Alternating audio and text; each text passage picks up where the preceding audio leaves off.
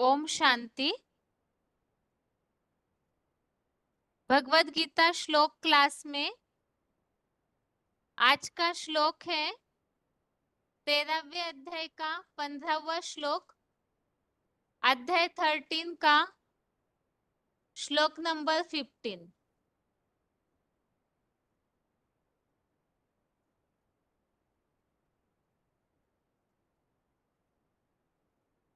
श्लोक है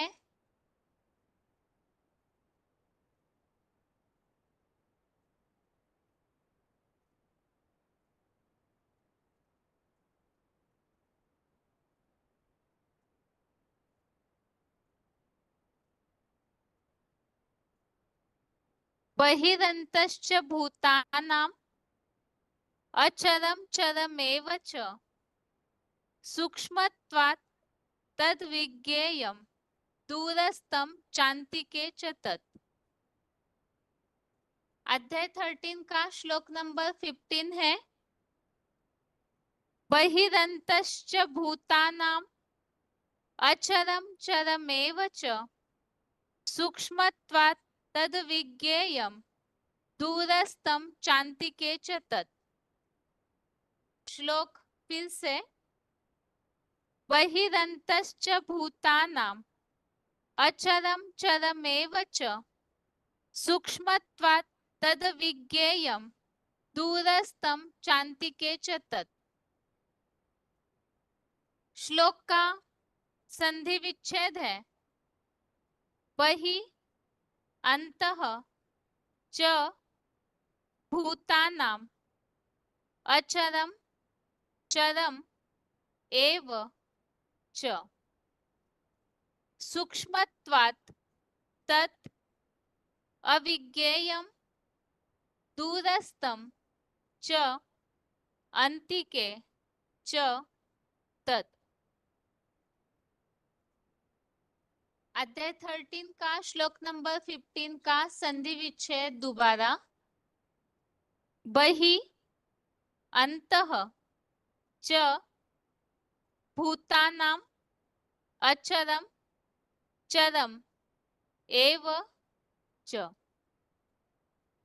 सूक्ष्मत्वात् तत् अविज्ञेयं दूरस्थं च अन्तिके च तत्।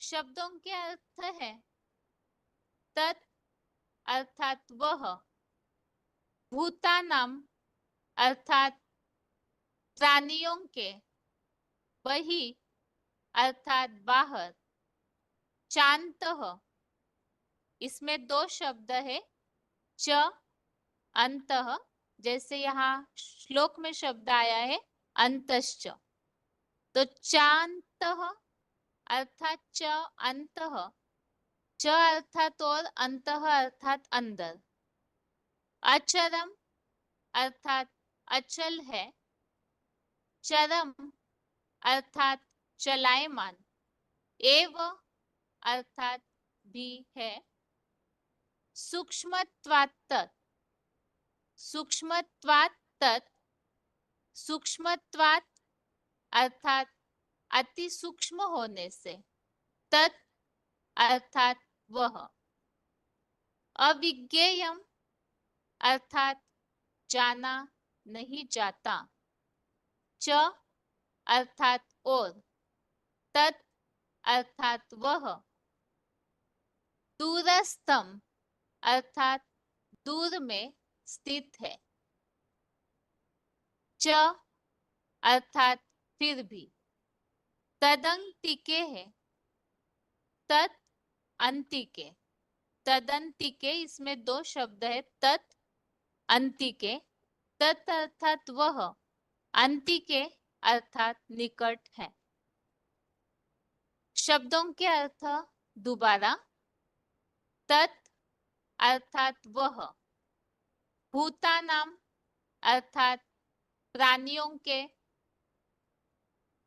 बहि अर्थात बाहर, चान्तः च अंतः।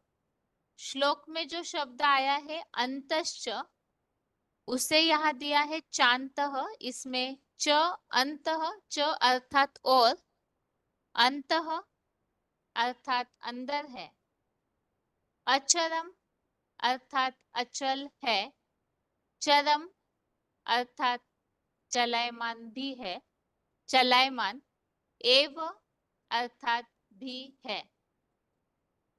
सूक्ष्मत्वात् तत्, सूक्ष्मत्वात् अर्थात अति सूक्ष्म होने से, तत् अर्थात वह, अविज्ञेयम अर्थात जाना नहीं जाता, च अर्थात और, तत् अर्थात वह, दूरस्थम अर्थात दूर में स्थित है।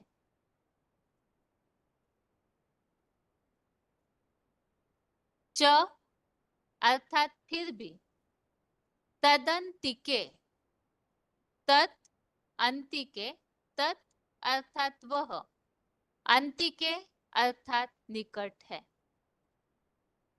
अभी श्लोक का अर्थ है, वह प्राणियों के बाहर और अंदर है, अचल है, चलायमान भी है, अति सूक्ष्म होने से वह जाना नहीं जाता और वह दूर में स्थित है, फिर भी वह निकट है।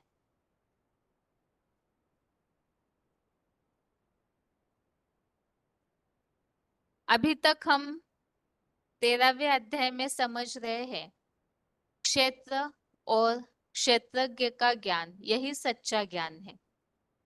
और इसीलिए ही हमने सबसे प्रथम अर्जुन रूपी क्षेत्र जो है उनके बारे में, जैसे भगवान ने बताया कि वो किस प्रभाव वाला है, तो वो संक्षेप में मेरे से सुन। इसलिए 13वें अध्याय में शुरू के श्लोकों में अर्जुन रथ के बारे में इन बातों को समझाया हुआ है कि सब जगह अर्थात भक्ति मार्ग में चारों युगों में उस एक की ही महिमा है। एको सतविप्रा बहुधा वदंती, वो एक ही सच्चा ब्राह्मण है जिनकी अलग अलग रूपों में महिमा की हुई है। और ऐसे विकार रूपी क्षेत्र जो संघात है, उसे जानने की बात कि वो भी इसी तरह से जैसे और आत्माएं हैं, मनुष्य आत्माएं वैसे ही है, लेकिन भगवान के प्रवेशता के बाद उनमें जो गुण है उन्हें भी यहाँ बताया हुआ है। और इसके अलावा उनकी स्थिति के बारे में भी बताया कि जैसे वो सदैव आध्यात्मिक चिंतन में लगे रहते हैं और वास्तव में उनके बारे में जानना यही ज्ञान है, और बाकी मनुष्य गुरुओं के द्वारा जो भी बताया जाता है वो सारा अज्ञान है। इसके अलावा इस बात को बताया कि इस तरह से क्षेत्र और क्षेत्रज्ञ अर्थात अर्जुन रथ और उनके सारथी परमपिता, इन दोनों के बारे में जानने से अमरता का अनुभव होता है, क्योंकि वो परम ब्रह्म परमेश्वर वही सत और असत इन दोनों से भी परे है, आदि रहित भी है। तो उनके इस मूल स्वरूप को जो जान लेते हैं कि वो तीनों गुणों से परे है, तो वो फिर अमर लोक का अनुभव करने लगते हैं। अब उनकी क्षमता के बारे में भी बताया, क्योंकि अर्जुन रथ का परिचय दिया जा रहा है सात्विक क्षेत्रज्ञ अर्थात परम पिता का, तो किस प्रभाव वाले हैं उसे भी बताया जा रहा है। सब और हाथ पैर वाला, सब और आंख, एकाग्र मन रूप मस्तक वाला, सब और मुख वाला, सब और कान वाला भी है, और इस संसार में अपनी योग ऊर्जा से सबको घेरे हुए है। अर्थात वो अपना आत्मा अपनी संपन्न स्टेज में याद की ऐसी स्थिति धारण करती है जैसे परम धाम में परम पिता शिव बैठे तो है, लेकिन अपने प्रभाव से वो सर्वशक्तिवान है, सारी आत्माओं को अपने घेरे में लिए रहते हैं। इसी तरह से ये परम ब्रह्म रूपी अर्जुन रथ वाली आत्मा भी परम पिता से नीचे है, शिव समान बन जाती है। तो सबको अपनी योग ऊर्जा के घेरे में ले लेती है।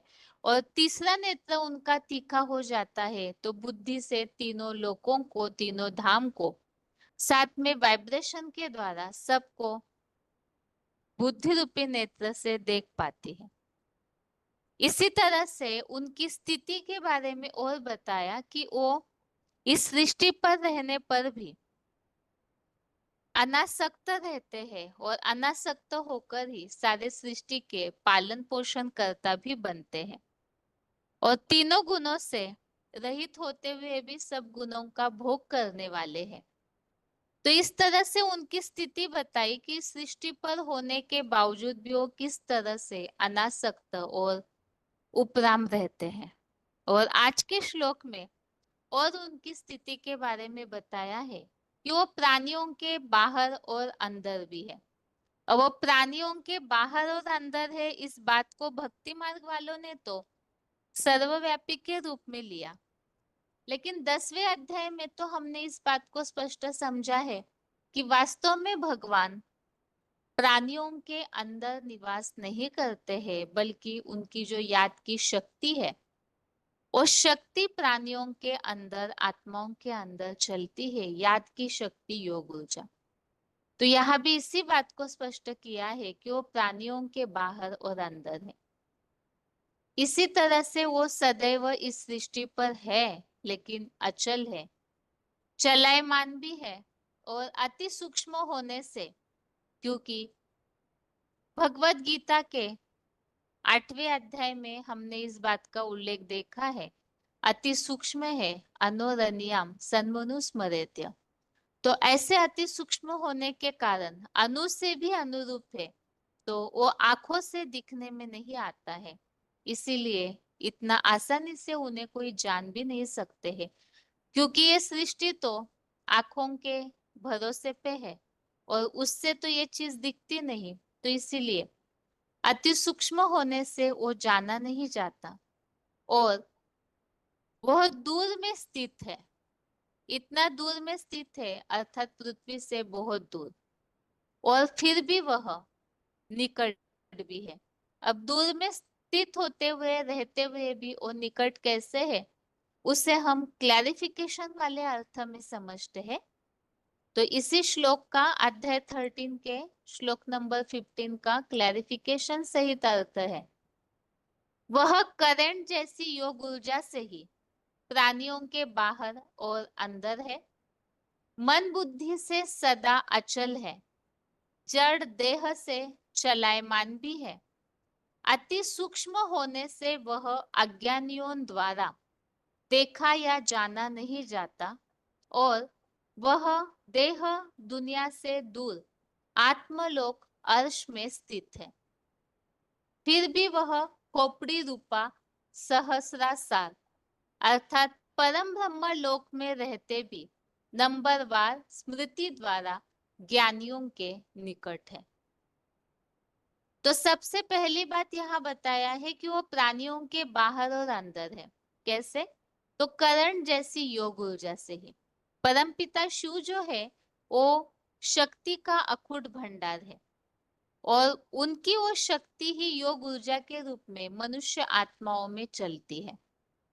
तो करंट जैसी योग ऊर्जा के द्वारा ही प्राणियों के बाहर और अंदर है। साथ में इस सृष्टि पर वो होते हुए भी मन बुद्धि से सदैव अचल है।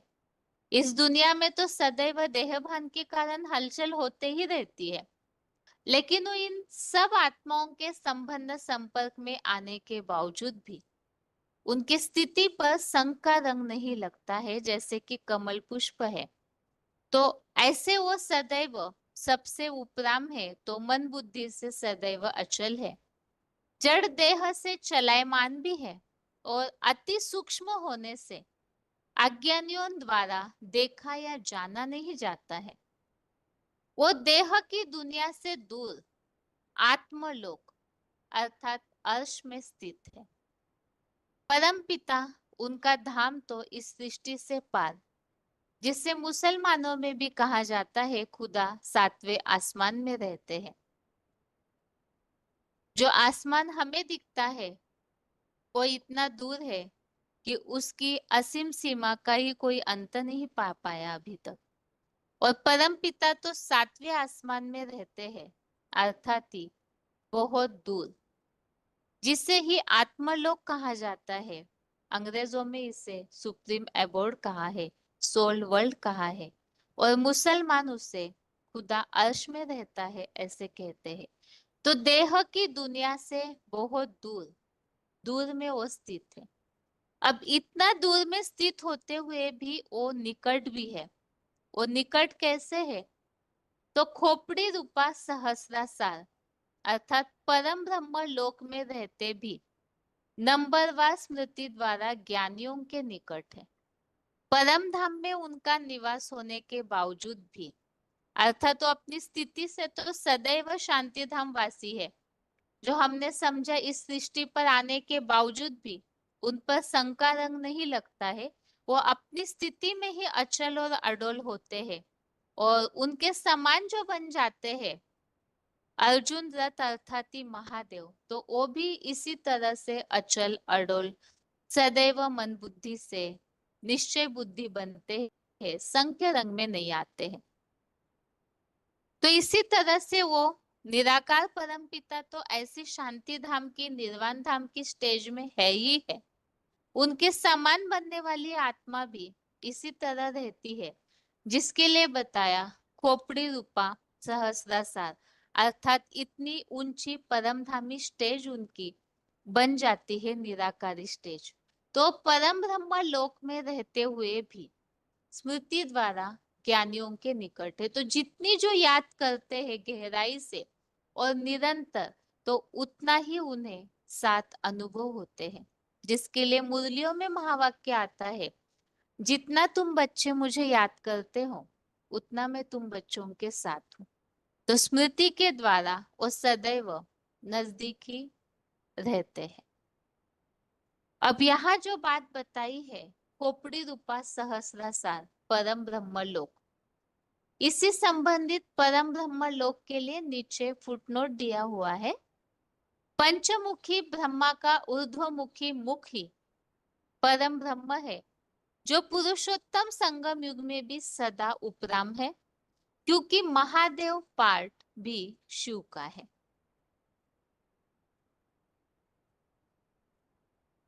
तो परम ब्रह्म लोक अर्थात ही परम पिता शिव वैसे तो पांच मुख ब्रह्मा के दिखाए जाते हैं, लेकिन उसमें से जो अव्वल नंबर ब्रह्मा है, मुकर्रर तनधारी, तो वही ऊर्ध्वमुखी ब्रह्मा है, और वही ऐसी सदैव ही उपराम स्टेज में रहते हैं।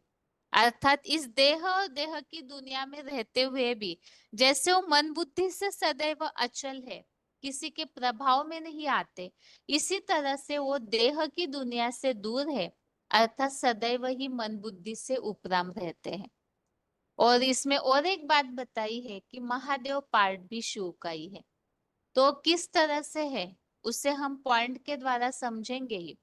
साथ में ही खोपड़ी रूपा सहस्रासार अर्थात क्या, तो इस बात को भी पॉइंट में बाबा ने वार्तालाप में बताया है, तो उसे भी हम समझेंगे।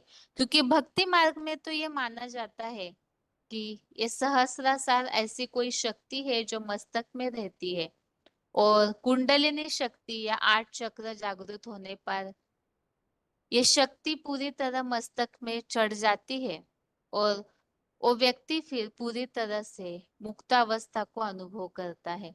तो वास्तविकता इसकी क्या है, इसे हम पॉइंट के द्वारा समझेंगे। और वो स्थिति सबसे पहले किस तरह जो अव्वल नंबर परम ब्रह्म है वो बनाते हैं, उसे भी हम समझेंगे।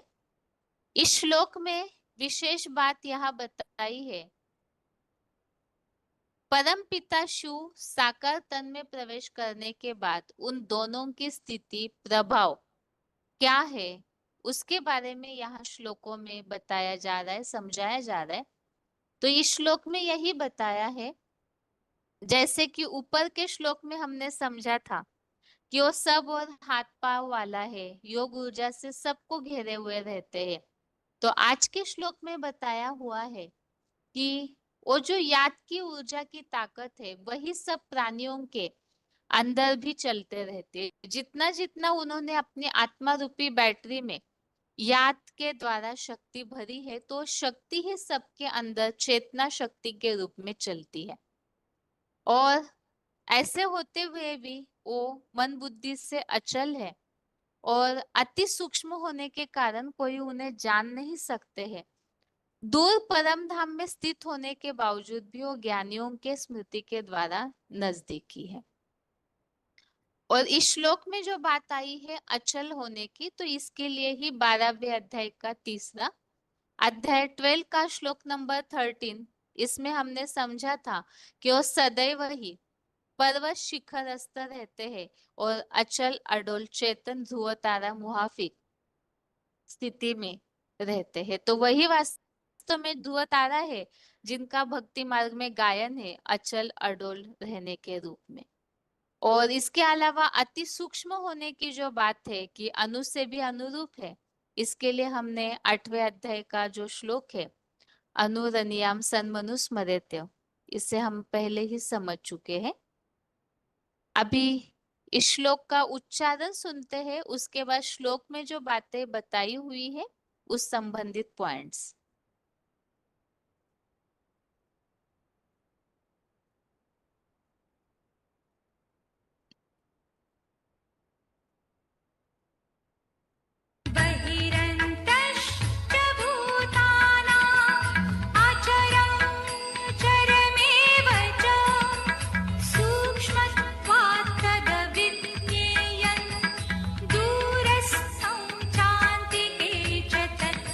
वह करंट जैसी योग ऊर्जा से ही प्राणियों के बाहर और अंदर है और मन बुद्धि से सदा अचल है, जड़ देह से चलायमान भी है। अति सूक्ष्म होने से वह अज्ञानियों द्वारा देखा या जाना नहीं जाता और वह देह दुनिया से दूर आत्मलोक अर्श में स्थित है, और फिर भी वह खोपड़ी रूपा सहस्त्रासार परम ब्रह्म लोक में रहते भी नंबरवार स्मृति द्वारा ज्ञानियों के निकट है। पंचमुखी ब्रह्मा का ऊर्ध्वमुखी मुख ही परम ब्रह्म है, जो पुरुषोत्तम संगम में भी सदा उपराम है, क्योंकि महादेव पाठ भी शिव का है।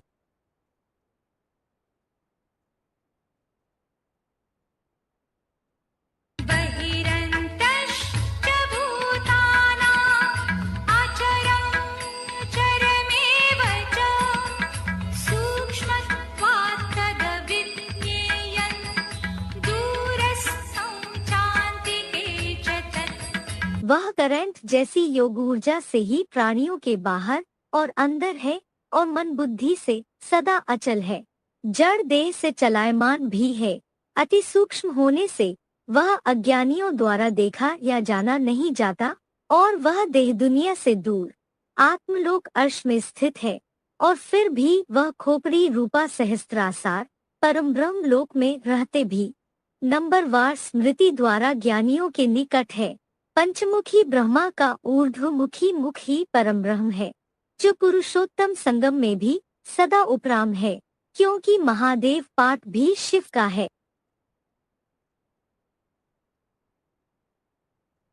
अभी श्लोक संबंधित पॉइंट्स है। पहले है वार्तालाप number 1748, discussion number 1748, 24 minute 24 minutes के बाद से लिया हुआ पॉइंट है, वह योग ऊर्जा से ही प्राणियों के अंदर है।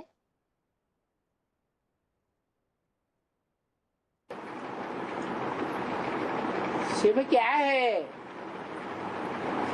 शिव ज्ञान और योग का अपार भंडार है।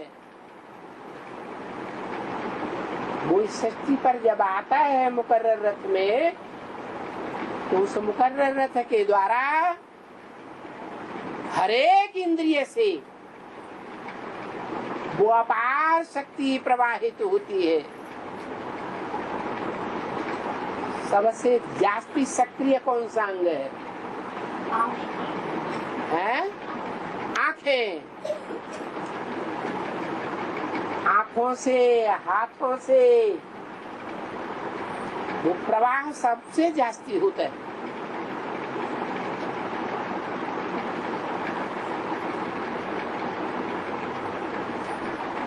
तो हर आत्मा एक प्रकार का पात्र है। कोई मन बुद्धि रूपी पात्र छोटा, कोई बड़ा, कोई मीडियम, नंबरवार पात्र है। जो 500-700 करोड़ मनुष्य आत्माएं हैं वो क्या है? पात्र है। बर्तन, छोटा बर्तन, बड़ा बर्तन। जो जैसा बर्तन संगम युग में वो उतना ही ज्ञान योग की पावर अपने में भर लेता है। वो पावर पहले जन्म से लेकर के और कलयुग के अंतिम जन्म तक काम देती रहती है। ज्यों-ज्यों वो पावर घटती जाती है, त्यों-त्यों कहते हैं कि 4 अवस्थाओं से पसार होता है। पहले सतो प्रधान, फिर सत्व सामान्य, फिर रजो, फिर अंत में तमो प्रधान हो जाता है।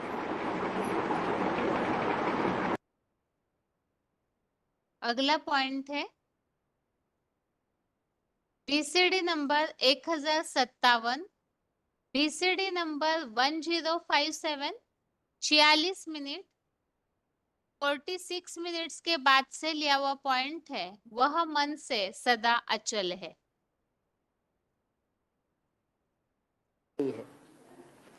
मनुष्य को भगवान कहा ही नहीं जाता।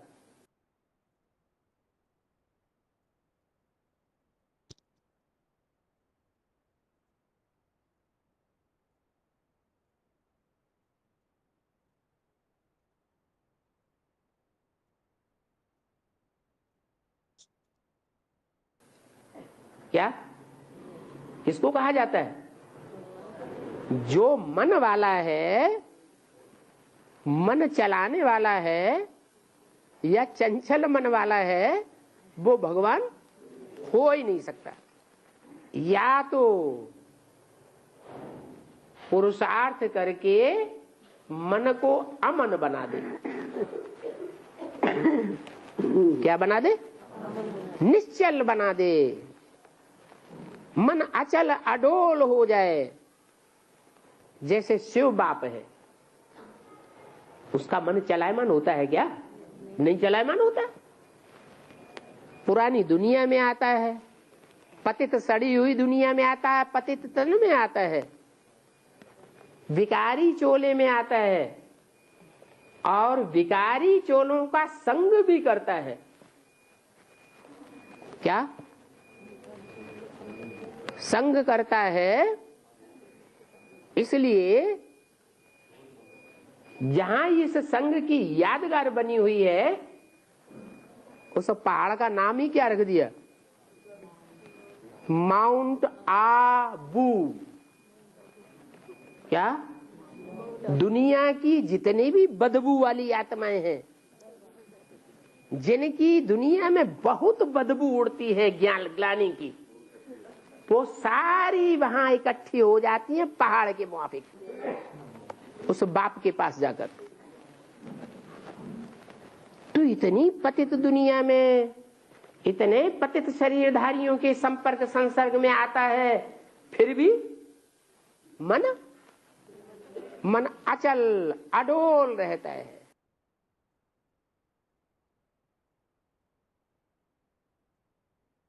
अगला पॉइंट है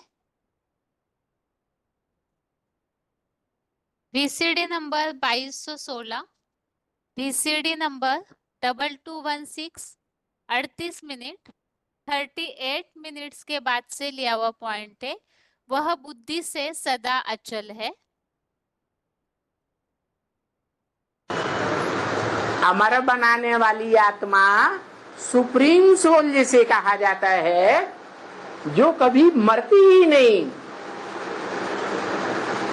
त्रिकालदर्शी है, कभी भी अनिश्चय बुद्धि नहीं होती, सदैव निश्चयात्मक बुद्धि। कहा ही जाता है सदा शिव, सदैव निराकारी, निर्विकारी, निरहंकारी।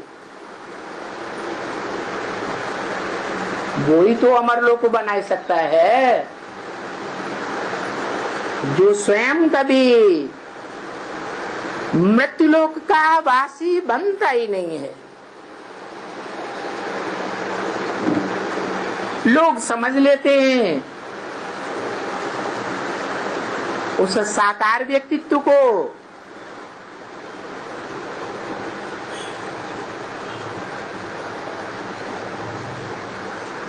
जो सन 76 से पहले बाप को जानता था, है? नहीं जानता था। जब नहीं जानता था तो निश्चय बुद्धि था या अनिश्चय बुद्धि था? है? अनिश्चय बुद्धि था। तो वो आत्मा स्वर्ग स्थापन नहीं कर सकती,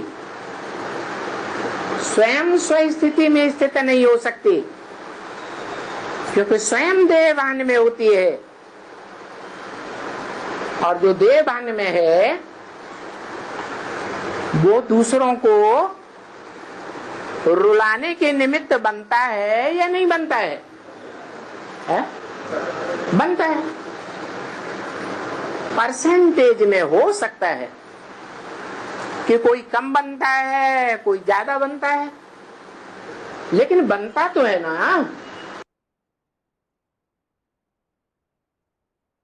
अगला पॉइंट है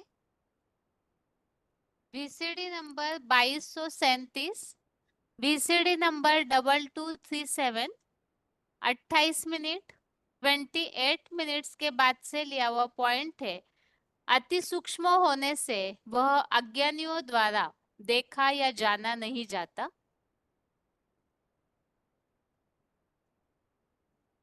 जैसे आत्मा इन आंखों से नहीं दिखाई देती, निराकार है, शरीर के अंदर है, ऐसे ही वो परमपिता आत्माओं का बाप वो भी षष्ठ रूपी रंगमंच पर आता तो है, किसी मुकर्रर तन में पार्ट बजाता तो है, लेकिन प्रत्यक्ष रूप में किसी को दिखाई सदैव नहीं दिखाई पड़ता। मान लेते हैं मेरी आंखों के सामने है, तो इन आंखों से वो चीज दिखाई देती है क्या? दिखाई देती है। इन आंखों से तो अपनी आत्मा भी नहीं दिखाई देती, दूसरे की आत्मा भी नहीं दिखाई देती। तो जो अति सूक्ष्म से सूक्ष्म है वो कैसे दिखाई देगा? वो डायरेक्टर पर्दे के पीछे रह करके जिस तन में प्रवेश करता है उसके द्वारा हमको ऐसी ज्ञान की पावर भरता है नंबर वन, और उस ज्ञान के आधार पर, ज्ञान माने जानकारी, उस जानकारी के आधार पर हमको अपनी आत्मा का परिचय और आत्माओं के बाप का परिचय भी देता है, माने अपना परिचय भी देता है।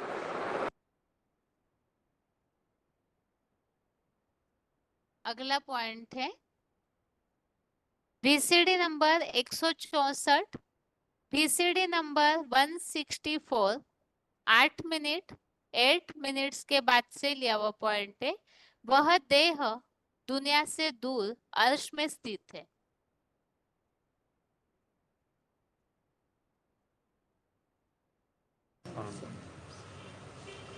जिसे अंग्रेज लोग कहते हैं सोल वर्ड, सुप्रीम एबोर्ड, मुसलमान लोग कहते हैं अर्श, खुदा अर्श में रहता है,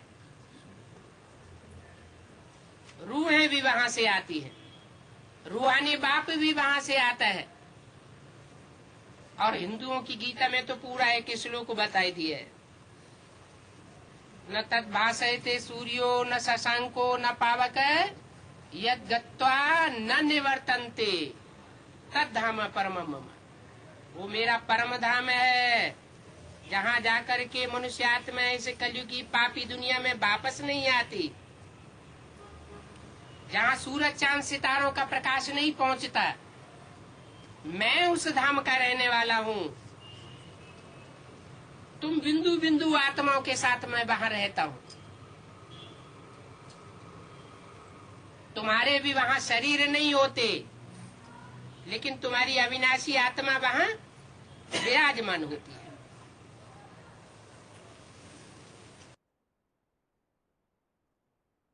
अगला पॉइंट है वार्तालाप number 952, discussion number 952, 21 minute 21 minutes के बाद से लिया हुआ पॉइंट है खोपड़ी रूपा सहस्रासार।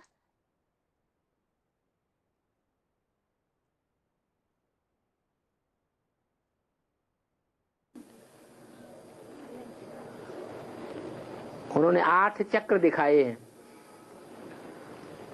रीढ़ की हड्डी के नीचे से लेकर के और नाभि, हृदय, यहाँ और यहाँ और यहाँ से लेकर के यहाँ तक सहस्त्रासार 8वां चक्र, ये 8 चक्र दिखाए हैं। सहस्त्रासार अर्थात वो ब्रह्मा जिसकी 1000 भुजाएं होती हैं, 1000 भुजाओं के सहयोग से वो राजधानी स्थापन कर लेता है। प्रजापिता ब्रह्मा, उसको सहस्त्रासार के रूप में दे दिया है।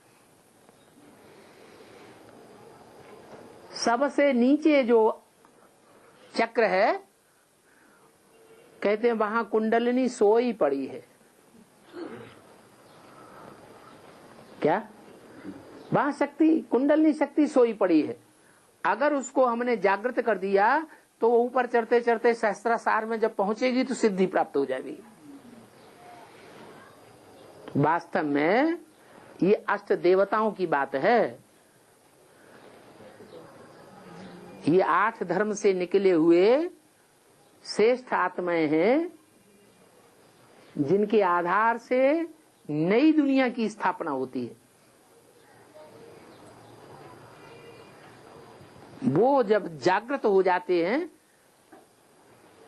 तो सारा विराट पुरुष जागृत हो जाता है, सारी दुनिया में परिवर्तन आता है।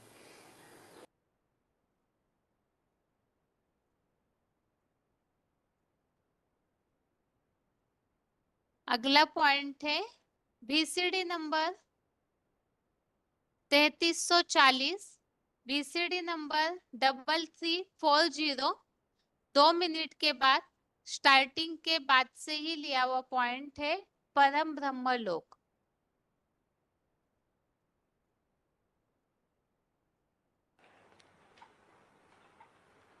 साकार मुकर्रर रथ धारी जो आत्मा है वो शांति धाम भी है और सुख धाम भी है। शांति धाम कैसे? शांति धाम ऐसे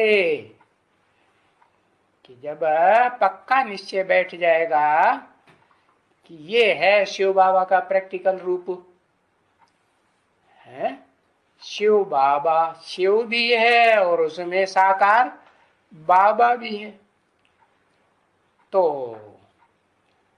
बुद्धियोग कहाँ जाएगा सारा? जिनको जिनको निश्चय बैठता जाएगा उनका बुद्धियोग कहाँ जाएगा दुनिया में है? सामान्य आत्माओं के लोक में परमधाम जाएगा या विशेष परमधाम है कोई शांति धाम, विशेष आत्माओं का धाम, वहां जाएगा, जिन्हें कहते हैं सूर्यवंशी आत्माएं, असल सूर्यवंशी। हाँ, कहाँ जाएगा? है परम ब्रह्म में जाएगा। कौन हुआ अव्वल नंबर परम ब्रह्म है? चक्कर वो पड़ गए। हाँ, मुकर्रर रथधारी जो आत्मा है वो मुकर्रर रथधारी आत्मा ही परम ब्रह्म भी है। परम ब्रह्म है या नहीं है? और उसमें परम पिता है या नहीं, जिसका कोई पिता नहीं, तो परम ब्रह्म भी है, परम पिता भी है। ब्रह्मा जो रहने का स्थान होता है ना आत्मा का, आत्मा कहां जाके रहती है? मां के गर्भ में रहती है ना। हाँ, तो देखो वो ब्रह्मलोक, वो शांति धाम भी है, वहां ही हर दुनिया की आत्मा को निश्चय बुद्धि बनने के बाद वहां ही शांति मिलेगी, उसी की याद में है, जिसमें शिव बाबा भी है, शिव बाबा, और जिसमें वो शंकर ताऊ है कि नहीं, वो भी है ना, नहीं है? हाँ, और सुखधाम भी है कि नहीं? सुखधाम कैसे है? सुखधाम कैसे है? अरे उसे याद करेंगे तभी सुख मिलेगा, पहचानेंगे तभी याद करेंगे ना, पहचानेंगे नहीं तो सुख मिलेगा? हाँ, याद कैसे करेंगे? शांति और सुख का स्थान तो एक ही।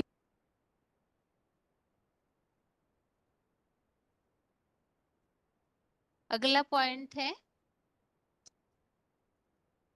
VCD number 2563, VCD number 2563, 17 minute 17 minutes के बाद से लिया हुआ पॉइंट है। परम ब्रह्म लोक में रहते भी नंबरवार स्मृति द्वारा ज्ञानियों के निकट है।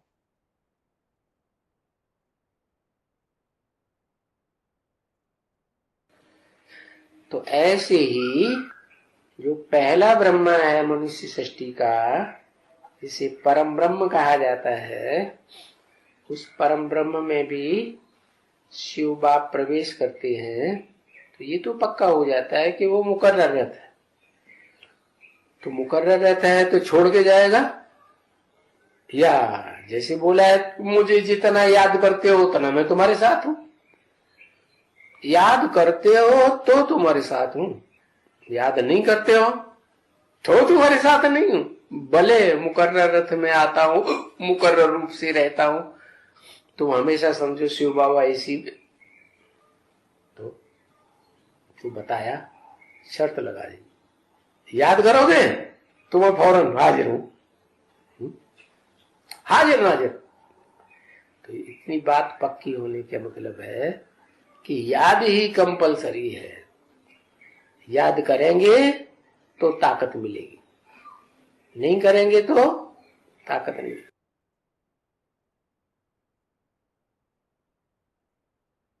अगला point VCD number 2714, VCD number 2714, 34 minute 34 minutes के बाद से लिया हुआ पॉइंट है। पंचमुखी ब्रह्मा का ऊर्ध्वमुखी मुख ही परम ब्रह्म है।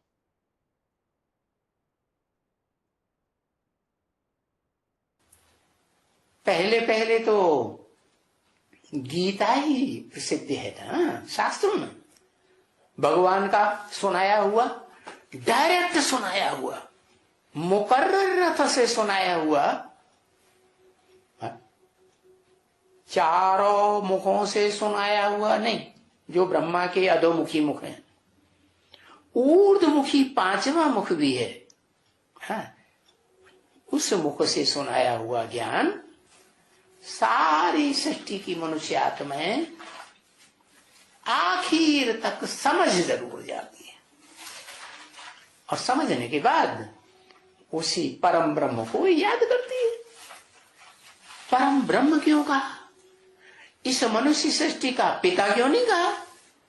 अरे सृष्टि रचने के लिए बाप की जरूरत होती है कि अम्मा की जरूरत होती है? किसकी जरूरत होती? मां चाहिए ना। तो वो शिव सुप्रीम सोल जो परम पुरुष है, पुरुष माने आत्मा, आत्माओं में परम पार्टधारी है, वो इस सृष्टि पर आकर के उस आत्मा को खोज लेती है, कौन सी आत्मा? जो इस सृष्टि रूपी रंगमंच की सबसे पावरफुल आत्मा भी है, हीरो पार्टधारी भी है, और साथ साथ वो उसमें वो भी गुण है। दुनिया की जितनी भी माताएं हैं उन माताओं में सबसे जास्ती सहन शक्ति का भी गुण है। क्या? अब सहन शक्ति का गुण होगा तो सहन करेगा, करेगा ना। अच्छा,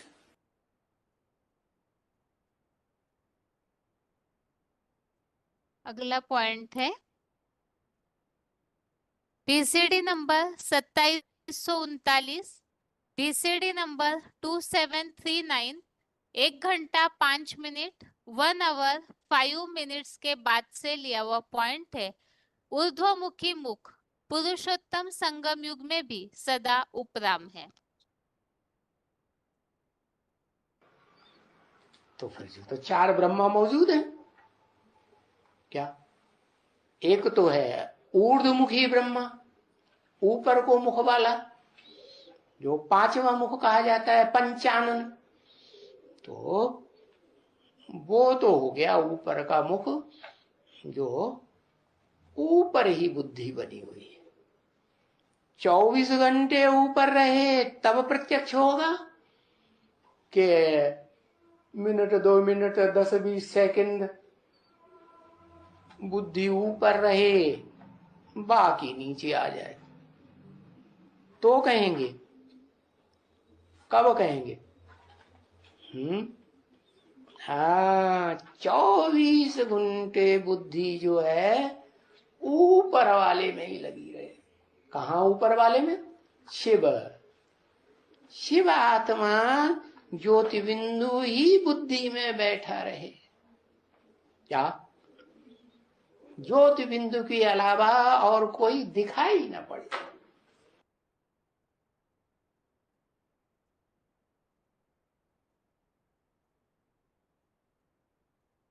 अगला पॉइंट है audio number 468, audio number 468 5 minute के बाद से लिया हुआ पॉइंट है। महादेव पार्ट भी शिव का है।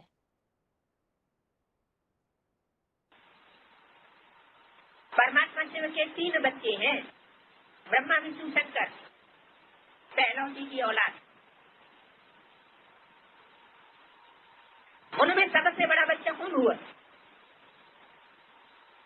देव देव महादेव कहा जाता है, वह भी मैं हूँ। मैं हूँ का मतलब ये नहीं है कि शिव कोई अलग है, साकार में व्यक्तित्व पर्सनालिटी, और शंकर कोई अलग व्यक्तित्व पर्सनालिटी है। नहीं, बोलने वाली जो सोल है, सुप्रीम सोल, वो शंकर के अंदर बोल रही है कि महादेव का पार्ट बजाने वाला भी मैं हूँ उसके अंदर। वो तो सिर्फ याद में रहता है। ये निमित्त भाव की महानता है। कोई में अहंकार आ जाता है कि हमने किया, या महादेव जो टाइटल आया वो हमारी अपनी करनी से आया, हमने सेवा की। नहीं, जो कुछ भी है वो सब अपने से ऊपर वाले को अर्पण कर देना। इसी में महानता है। हम बच्चों को भी यही चाहिए।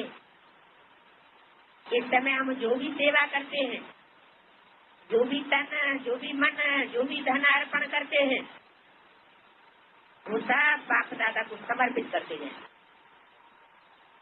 और निर्माण भाव से ये अंदर से पक्का कर लें कि हर प्रकार की ईश्वरीय सेवा बाप दादा करते हैं, हम नहीं करते। हम तो समूह प्रधान आत्मा बन चुके हैं। समूह प्रधान आत्मा तो कोई सेवा नहीं कर सकती। जो भी सेवा करते हैं वो बाप दादा करते हैं। तो उनसे निमित्त भाव से समझने से एक ही शरीर के अंदर 2 सोल कार्य कर रही है। एक है सिर्फ आत्मा की स्थिति में रहने वाली और परमात्मा बाप को याद करने वाली सोल। राम की सोल कहो, प्रजापिता की सोल कहो, उसको देवादिदेव कहो,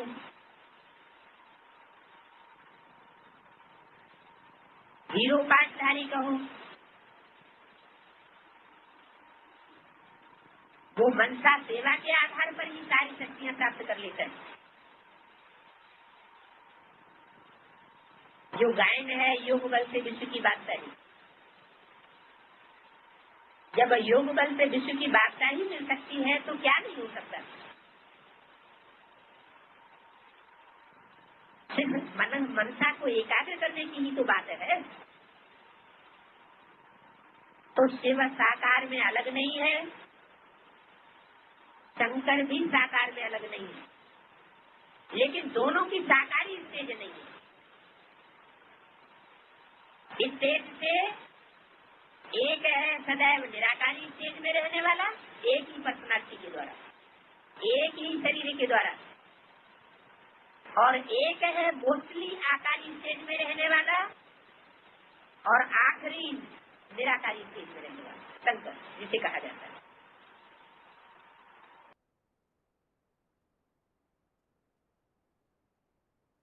इस तरह से आज के श्लोक संबंधित पॉइंट्स को हमने समझा है। जो श्लोक में उल्लेख आया है, सभी प्राणियों के अंदर योग ऊर्जा की शक्ति करंट की तरह चलते रहती है, और वही परम ब्रह्म जो है, परम पिता शिव और परम ब्रह्म का ये स्वरूप परम ब्रह्म परमेश्वर, तो ये मन बुद्धि से अचल है, सदैव सूक्ष्म होने के कारण अज्ञानियों के द्वारा देखा नहीं जा सकता है। इन आंखों से देखने की तो बात ही नहीं है, क्योंकि वो अति सूक्ष्म रूप वाले हैं। और साथ में बताया कि जो खोपड़ी रूपा सहस्रासार अर्थात परम ब्रह्म लोक में रहते हुए भी वो ज्ञानियों के स्मृति द्वारा निकट है। तो ये जो पंचमुखी परम ब्रह्म है, जो सदैव परम धाम जैसी स्टेज में रहते हैं, तो ऐसी स्थिति में रहते हुए भी वो सदैव ऊर्ध्वमुखी है, और इस सृष्टि पर रहने के बावजूद भी वो सदैव उपराम है, क्योंकि बुद्धि में उनके सदैव ज्योति बिंदु आत्मा रहती है, और किसी के भी देह को दैहिक दृष्टि से वो देखते नहीं। तो उपराम अर्थात मन बुद्धि की ऐसी स्टेज जो इस देह की दुनिया से पूरी तरह से निराले। तो इस तरह से आज के श्लोक का अर्थ हमने समझा है। अभी आगे है रिवीजन। रिवीजन के लिए श्लोक है 10वें अध्याय का 32वां, अध्याय 10 का श्लोक नंबर 32, जिसमें विभूति योग में हम अलग अलग प्रकार की विभूतियों के बारे में समझ रहे। विभूति अर्थात वो ऐसी हस्तियां जिन्होंने भगवान से अपनी क्षमता अनुसार आत्मा रूपी बैटरी में शक्ति भरी है, और उन्हीं के द्वारा भगवान इस सृष्टिगत कार्य को कराते हैं। तो इसमें से आज के क्लास में और अगली विभूतियों के बारे में 10वें अध्याय का 32वां श्लोक है। सर्गा नाम आदिरंतश्च मध्यम चैवा हम अर्जुन अध्यात्म विद्या विद्या नाम वादः प्रवदतामहम्। श्लोक दोबारा। सर्गा नाम आदिरंतश्च मध्यम चैवा हम अर्जुन अध्यात्म विद्या विद्या नाम वादः प्रवदतामहम्। अर्थात हे अर्जुन, सारी सृष्टियों का आदि आदिदेव, मध्य स्लामियों का आदम और अंत महाकाल मैं ही हूँ। विद्याओं में आध्यात्मिक विद्यालय विश्वविद्यालय की सर्वोच्च राजयोग विद्या हूँ, और सत्य असत्य के वाद विवाद कर्ताओं का सत्यवाद भी हूँ। तो यहाँ बताया हुआ है इस सृष्टि का आदि मध्य और अंत कहाँ से होता है, तो वो करने वाला भी मैं ही हूँ, अर्थात आदिदेव और महाकाल रूपी विभूति। तो इसके लिए तो हमने पहले ही समझा है कि महादेव जो अविचलित रूप से योग ऊर्जा के द्वारा परम पिता के साथ जुड़ जाते हैं, तो जैसे परमपिता शिव इस सृष्टि के आत्माओं के पिता है, तो ऐसे ही महादेव भी इस सृष्टि के मनुष्य आत्माओं के पिता भी है। साथ में सृष्टि का पूरी तरह से बुराइयों का अंत करता महाकाल भी बनते हैं। साथ में अध्यात्म विद्या विद्या नाम अर्थात विद्याओं में सबसे श्रेष्ठ विद्या आध्यात्मिक विद्या राजयोग विद्या वो भी हूँ, और सत्यवाद भी मैं हूँ। इसी श्लोक संबंधित यहाँ रेफरेंस श्लोक 9वें अध्याय का 18, अध्याय 9 का श्लोक नंबर 18, इसमें उल्लेख आया हुआ है जो आदि मध्य और अंत करता। तो यहाँ भी इसी तरह का उल्लेख है, उत्पत्ति विनाश और स्थिति हूँ। आगे है अगला श्लोक।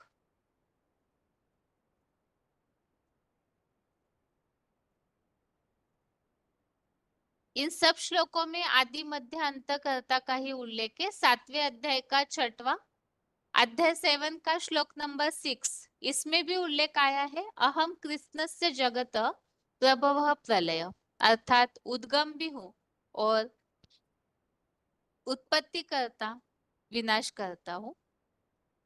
9वें अध्याय का 7वां, अध्याय 9 का श्लोक नंबर 7, इसमें भी उल्लेख आया है कि कल्पांत काल में सभी मेरे में समा जाते हैं और सृष्टि के आदि काल से उन्हें छोड़ता हूँ। तो शुरुआत करने के भी निमित्त है और अंत में सब समा जाते हैं तो विनाश करता भी। और 10वें अध्याय का 34, अध्याय 10 का श्लोक नंबर 34, इसमें भी उल्लेख आया है मृत्यु सर्वहरश्चाहम उद्भवश्च भविष्यता, अर्थात सारे संसार का लोप करता प्रलय करता महामृत्यु और जड़ जंगम रूप में पैदा होने वालों का भविष्यगत उद्गम भी हूँ। आगे है श्लोक संबंधित पॉइंट और श्लोक का उच्चारण देखते हैं। इस श्लोक में भी भगवान की विभूतियों का ही कथन है, भगवान ने इन विभूतियों को बताया है।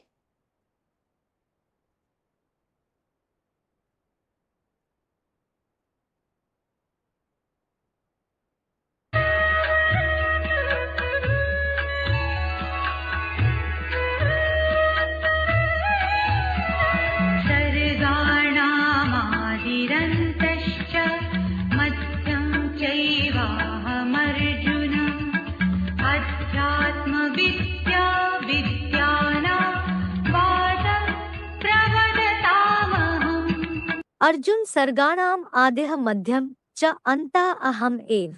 हे अर्जुन, सृष्टियों का आदि मध्य और अंत मैं ही हूँ।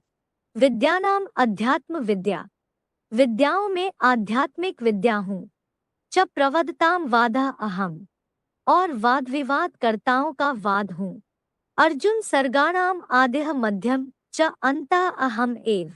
विद्यानाम अध्यात्म विद्या च प्रवदताम वादः अहम। भावार्थ, हे अर्जुन, सारी सृष्टियों का आदि आदिदेव, मध्य स्लामियों का आदम और अंत महाकाल मैं ही हूँ।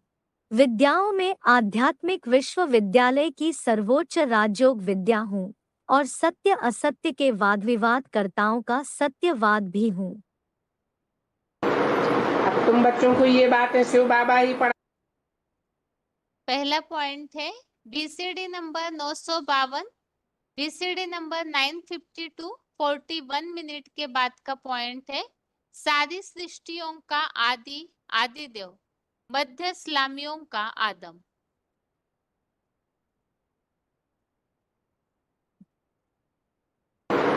अब तुम बच्चों को ये बातें शिव बाबा ही पढ़ाते हैं। वो है ज्ञान का सागर। सारी मनुष्य सृष्टि का बीज रूप बनकर आता है, क्योंकि मनुष्य सृष्टि के बीज में ही प्रवेश करता है।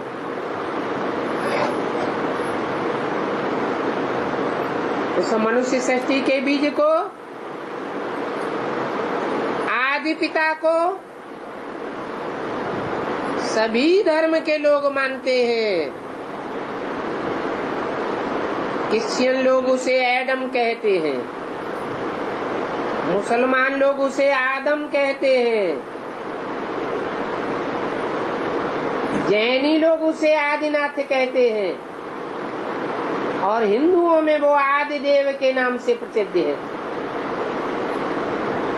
तम आदिदेव है, पुरुष है पुराण।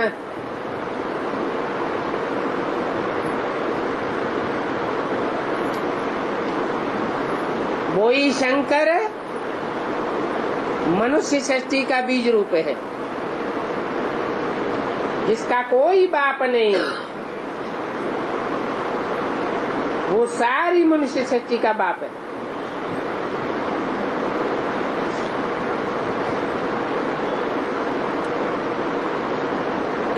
और उससे ये मनुष्य सृष्टि रूपी उल्टा झाड़ पैदा होता है।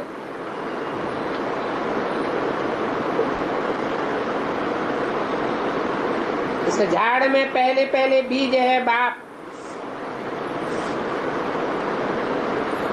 जिसके लिए गीता में कहा गया है हम बीज प्रदप पिता,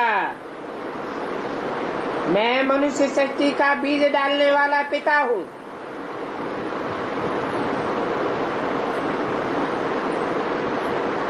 बीज सदैव ऊपर में होता है, झाड़ नीचे होता है,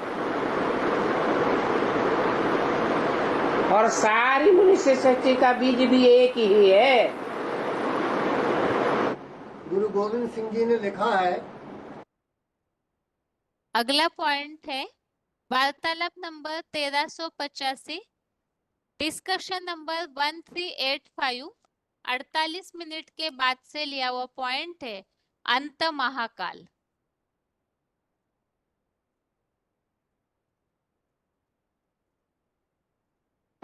गुरु गोविंद सिंह जी ने लिखा है, आदि अंत एक अवतारा, सोई गुरु समझियो हमारा।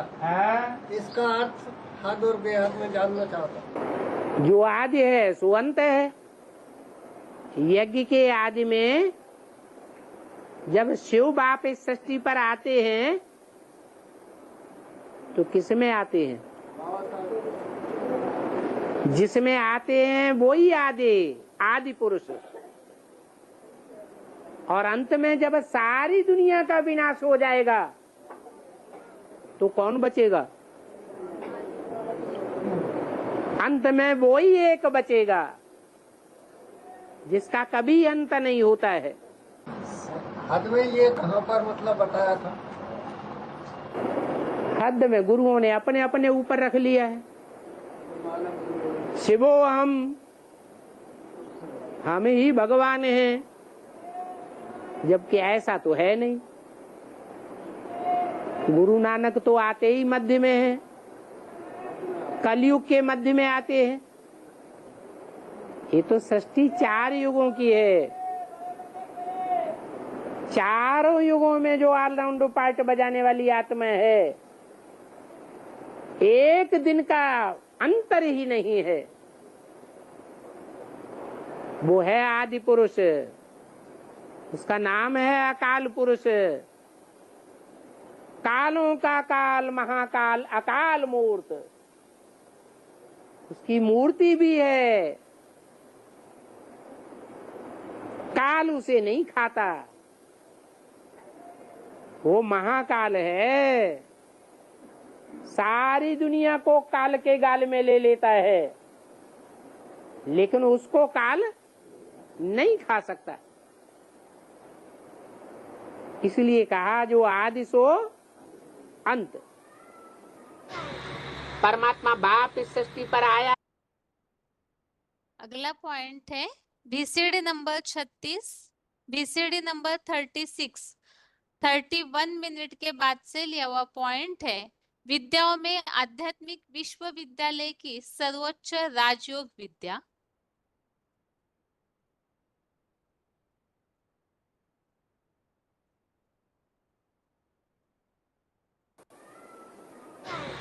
परमात्मा बाप इस सृष्टि पर आया हुआ है, जगत गुरु बन करके आया हुआ है। वो शिक्षा दे रहा है। आध्यात्मिक विश्वविद्यालय खोला हुआ है, स्पिरिचुअल गॉडली यूनिवर्सिटी खोली हुई है, जिसमें स्पिरिट को, आत्मा को पावरफुल बनाने का अभ्यास सिखाया जाता है। उस अभ्यास को कोई भी गरीब हो, अमीर हो,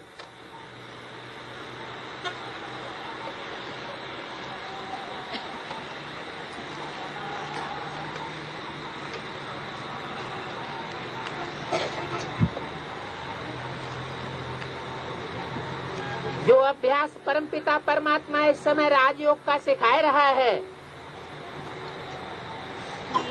उस अभ्यास को कोई भी मनुष्य मात्र, लूला हो, लंगड़ा हो, अंधा हो, काना हो,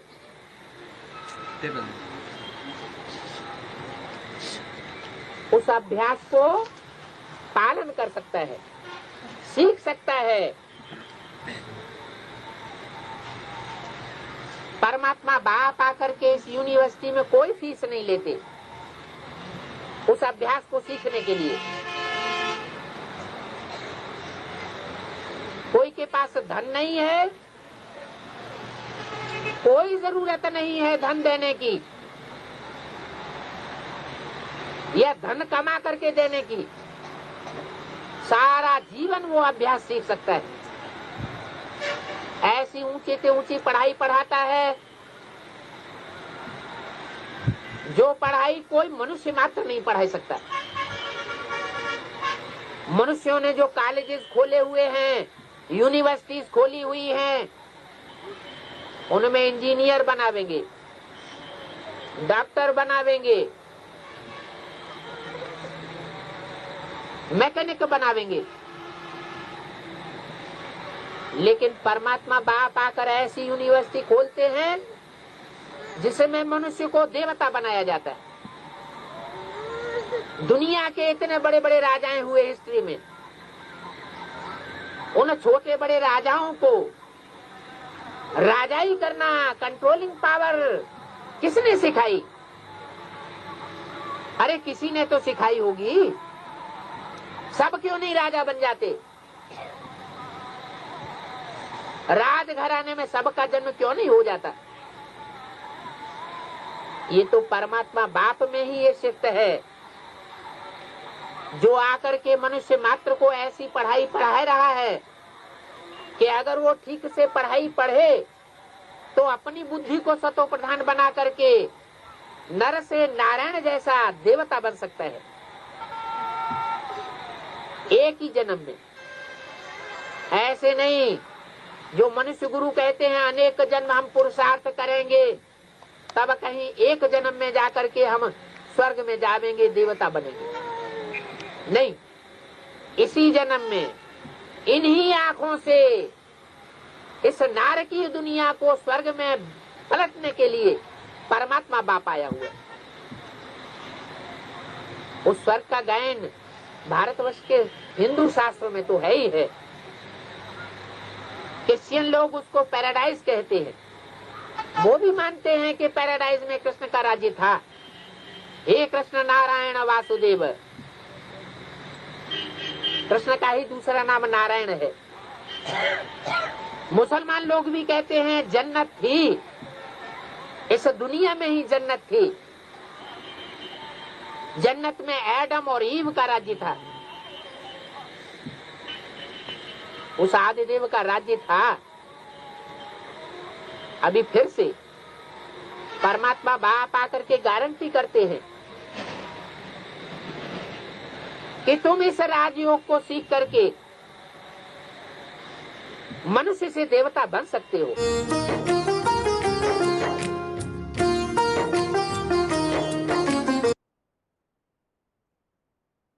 ये तो 10वें अध्याय की रिवीजन को हमने समझा है। अभी एक बार आज के श्लोक को पढ़ करके आज का क्लास पूरा करते हैं। आज का श्लोक है 13वें अध्याय का 15वां, अध्याय 13 का श्लोक नंबर 15 है। बहिरंतश्च भूतानां अचरम चरमेव च सूक्ष्मत्वात् तद विज्ञेयम दूरस्थम चान्तिके च तत्। श्लोक फिर से। बहिरन्तश्च भूतानां अचरम चरमेव च सूक्ष्मत्वात् तद विज्ञेयम दूरस्थम चान्तिके च तत्। अर्थात वह करंट जैसी योग ऊर्जा से ही प्राणियों के बाहर और अंदर है, मन बुद्धि से सदा अचल है और जड़ देह से चलायमान भी है। अति सूक्ष्म होने से वह अज्ञानियों द्वारा देखा या जाना नहीं जाता और वह देह दुनिया से दूर आत्मलोक अर्श में स्थित है, फिर भी वह खोपड़ी रूपा सहस्रासार अर्थात परम ब्रह्म लोक में रहते भी नंबरवार स्मृति द्वारा ज्ञानियों के निकट है। और परम ब्रह्म के लिए यहाँ नीचे फुटनोट में दिया हुआ है, पंचमुखी ब्रह्मा का ऊर्ध्वमुखी मुख ही परम ब्रह्म है, जो पुरुषोत्तम संगम युग में भी सदा उपराम है, क्योंकि महादेव पार्ट भी शिव का है। तो इस तरह से यहाँ उनकी स्थिति के बारे में बताया हुआ है कि उनकी योग ऊर्जा की ताकत ही सभी में चलती है नंबरवार अपने क्षमता अनुसार, और इस दुनिया में होते हुए भी वो इस सृष्टि से उपराम भी है, इसलिए ऊर्ध्वमुखी मुख दिखाया जाता है। मन बुद्धि से वो सदैव ही अचल है और साथ में स्मृति के द्वारा परम धाम निवासी होने के बावजूद भी ज्ञानियों के स्मृति द्वारा निकट है। तो जो जितनी याद करते हैं उतना वो नजदीक और साथ महसूस करते हैं। और इस श्लोक में जो उल्लेख आया है मन बुद्धि से सदैव अचल है, इसी के लिए हमने 12वें अध्याय का 3रा श्लोक समझा था रेफरेंस में।